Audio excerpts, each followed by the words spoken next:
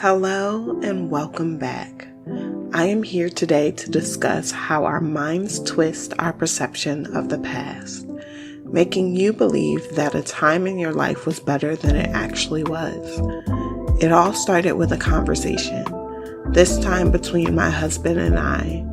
Let's have a chat about how romanticizing your past is harmful to your present. Let's talk about Spain.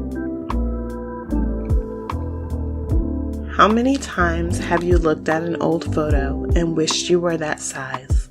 I know I have. I literally did it today. I was reminiscing about a time where I was very thin. I looked at my photos and the beautiful pictures and said, I was in the best shape of my life during this time. Hubby quickly retorted, you were depressed, which took me by surprise, but he was right. I was depressed. I was alone in another country, I was homesick, I wasn't eating, and I would cry every single day.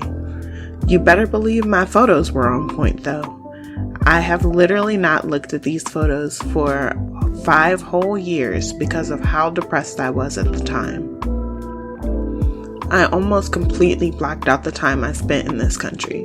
My anxiety and depression was so bad that I actually don't remember much of my time there.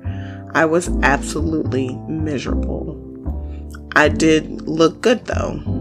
I would update my friends and family with perfect pictures of smiles and scenery. Only my then boyfriend knew the truth. Then there was the learning. I didn't know that you could have so many anxiety attacks that you couldn't even breathe.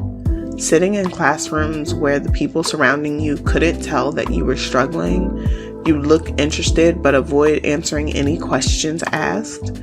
You were too afraid to talk, plus you barely got out of bed today. You bawled into the sink simply trying to brush your teeth today, and your host mom turned off the heater during your shower last night.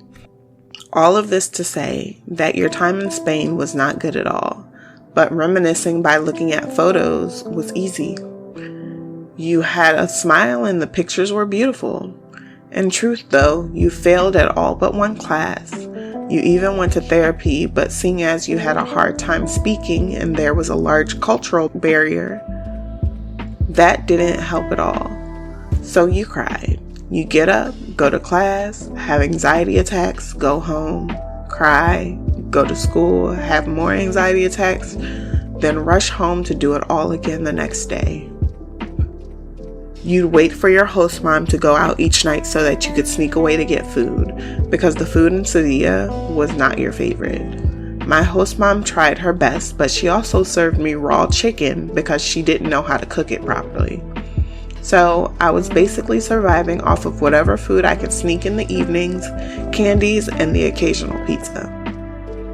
Woo!